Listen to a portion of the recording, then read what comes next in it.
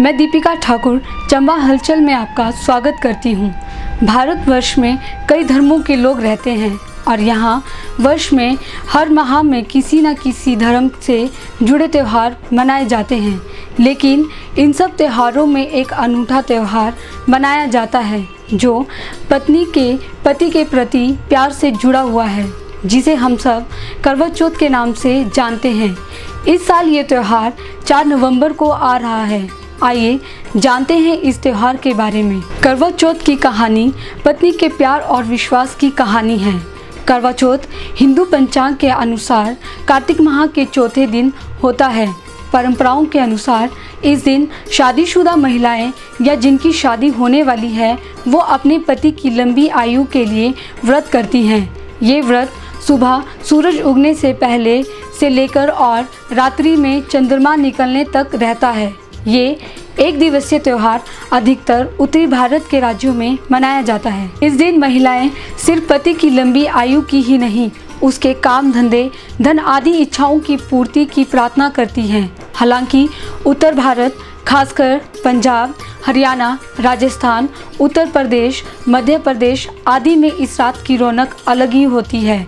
वहीं आधुनिकता के इस दौर में इस त्यौहार को भी आधुनिक कर दिया है। इस त्यौहार से पहले बाज़ारों में रौनक लग जाती है। महिलाएं करवा चौथ के लिए कपड़े और अन्य सामान खरीदने बाज़ारों में पहुंचती हैं। करवा चौथ के दिन मंदिरों में महिलाएं पूजा अर्चना के लिए भारी संख्या में इकट्ठी होती हैं। वहीं व्रत खोलने के लिए भी महिलाएं अपने घरों के साथ साथ खुले मैदानों में भी पहुंचती हैं, जहां चंद्रमा के दर्शन अच्छे से हो सके। आइए अब इससे जुड़ी मुख्य कहानी से आपको अवगत करवाते हैं। बहुत समय पहले की बात है। एक साहूकार के 7 बेटे और उनकी एक बहन थी जिसका नाम करवा था। सभी 7 भाई अपनी बहन से बहुत प्यार करते थे, यहाँ तक कि वह पहले उसे खाना खिलाते और बाद में सवई खाते थे। एक बार उनकी बहन ससुराल से मायके आई हुई थी। शाम को भाई जब अपना व्यापार व्यवसाय बंद कर घर आए तो उन्होंने देखा कि उनकी बहन बहुत व्याकुल है। सभी भाई खाना खाने बैठे और अपनी बहन से भी खाना खाने का आग्रह करने लगे, लेकिन बहन ने बताया कि उसका आज करवा चौथ का निर्जल व्रत है और वह खाना सिर्फ चंद्रमा को देखकर उसे अर्घ देकर ही खा सकती है, क्योंकि चंद्रमा अभी तक नहीं निकला था, इसलिए वह भूख प्यास से व्याकुल हो उठी थी। सबसे छोटे भाई से अपनी बहन की हालत देखी नहीं गई और वह दूर पीपल के पेड़ पर एक दीपक जलाकर छलनी की ओट में रख देता है। दूर से देखने में वह ऐसा प्रतीत होता है जैसे चतुर्थी का चांद उदित हो रहा हो। इसके बाद भाई अपनी बहन को बताता है कि चांद निकल आया है, तुम उसे अर्घ देने के बाद भोजन कर सकती हो। बहन खुशी के मारे सीढ़ियों पर चढ़कर चांद को देखती है, उसे अर्घ देकर खाना खाने बैठ जाती है। इसी दौरान वह पहला टुकड़ा मुंह में डालती है तो उसे छींक आ जाती है।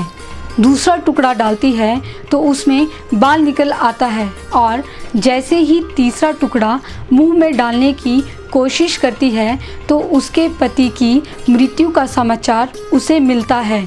वह बौखला जाती है। उसकी भाभी उसे सच्चाई से अवगत करवाती है कि उसके साथ ऐसा क्यों हुआ। करवा चौथ का व्रत गलत तरीके से टूटने के कारण देवता उससे नाराज़ हो गए हैं और उन्होंने ऐसा किया है। सच्चाई जानने के बाद करवा निश्चय करती है कि वह अपने पति का अंतिम संस्कार नहीं होने देगी और अपने सतीत्व से उन्हें पुनर्जीवन दिलाकर रहेगी।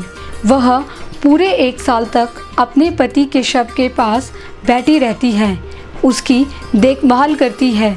उसके ऊपर उगने वाले सुईनुमा घास को वह एकत्रित करती जाती है। 1 साल बाद फिर करवा चौथ का दिन आता है। उसकी सभी भाभियाँ करवा चौथ का व्रत रखती हैं। जब भाभियाँ उसे आशीर्वाद लेने आती हैं तो वह प्रत्येक भाभी से शयन सुई ले लो, पिए सुई दे दो, मुझे भी अपनी जैसी सुहागन बना दो, ऐसा आग्रह करती हैं। लेकिन हर बार भाभी उसे अगली भाभी से आग्रह करने का कहकर चली जाती हैं। इस प्रकार जब छठे नंबर की भाभी आती है तो करवा उससे भी यही बात दोहराती है। यह भाभी उसे बताती है क्योंकि सबसे छोटे भाई की वजह से उसका व्रत टूटा था, अतः उसकी पत्नी में ही शक्ति है कि वह तुम्हारे पति को दोबारा जीवित कर सकती है। इसलिए जब वह आए तो तुम उसे पकड़ लेना और जब तक वह तुम्हारे पति को जिंदा ना कर दे उसे नहीं छोड़ना। सबसे अंत में छोटी भाभी आती है।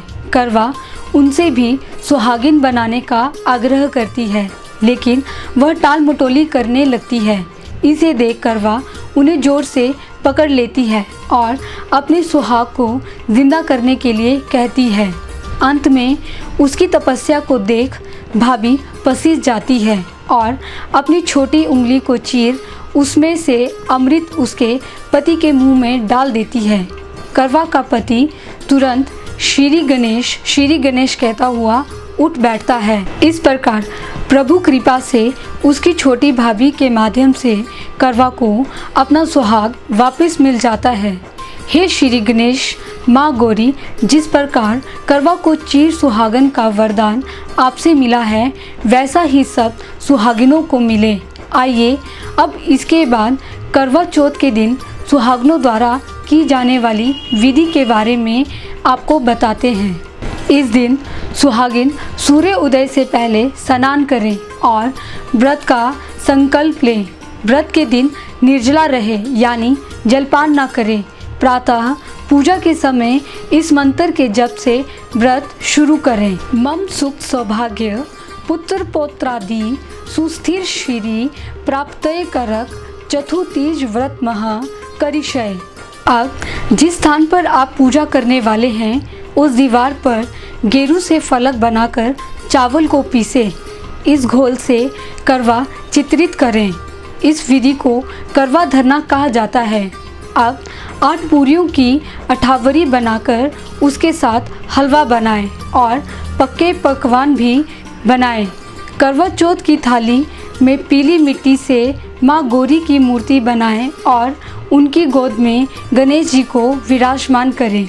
माँ गौरी को लकड़ी के सिंहासन पर बिठाएं और लाल रंग की चुनरी ओढ़ाकर उन्हें अन्य श्रृंगार की सामग्री अर्पित करें। अब इसके सामने जल से भरा कलश रखें। भेंट देने के लिए मिट्टी का टोटीदार करवा लें, साथ में गेहूँ लें और ढक्कन में शक्कर का भूरा भर दें। उसके ऊपर दक्षिणा रखें। रोली से करवे पर स्वास्तिक बनाएं। अब विधि पूर्वक गौरी गणेश की पूजा करें और करवा चौथ की कथा का पाठ करें। वहीं आजकल माँ करवा का चित्र भी मिलता है। कई स्थानों पर इस चित्र को रखकर पूजा करने का भी प्रावधान है। पूजा के पश्चात घर के सभी वरिष्ठ जनों के चरण स्पर्श करें और उनका आशीर्वाद लें। रात्रि में चंद्रमा निकलने के बाद छलनी की ओट से उसे देखें और चंद्रमा को अर्घ दें। इसके बाद पति से आशीर्वाद लें, उन्हें भोजन कराएं और स्वयं भी भोजन कर लें। कार्यक्रम के अंत में करवा चौथ के साथ जुड़ी एक और बात के बारे में आपको बताते चलें। व्रत में छलनी का विशेष महत्व है। इस दिन पूजा की थाली में महिलाएं सभी सामानों के साथ साथ छलनी भी रखती हैं। करवा चौथ की रात महिलाएं अपना व्रत पति को इस छलनी में से देकर पूरा करती हैं। शादीशुदा महिलाएं इस छलनी में पहले दीपक रख चांद को देखती हैं और फिर अपने पति को निहारती हैं। इसके बाद पति उन्हें पानी पिलाकर व्रत पूरा करवाते हैं। लेकिन कभी आपने सोचा है कि पति और चांद दोनों को छलनी से ही क्यों देखा जाता है? इसके पीछे की आखिर क्या वजह है? आइए जानते हैं। हिंदू मान्यताओं के मुताबिक चंद्रमा को भगवान ब्रह्मा का रूप माना जाता है और चांद को लंबी आयु का वरदान मिला हुआ है। चांद में सुंदरता, शीतलता, प्रेम, प्रसिद्धि और लंबी आयु जैसे गुण पाए जाते हैं। इसलिए सभी महिलाएं चांद को देखकर ये कामना करती हैं कि ये सभी गुण उनके पति में आ जाए। मैं दीपिका ठाकुर आशा करती हूँ कि चंबा हलचल मीडिया नेटवर्क द्वारा करवा चौथ पर दी यह जानकारी आपको पसंद आई होगी। चंबा हलचल परिवार आप सभी दर्शकों के सहयोग के लिए धन्यवाद करता है। हमारे आज के कार्यक्रम में इतना ही। चंबा हलचल से जुड़े कार्यक्रमों को देखने के लिए देखते रहिए चंबा हलचल। नमस्कार।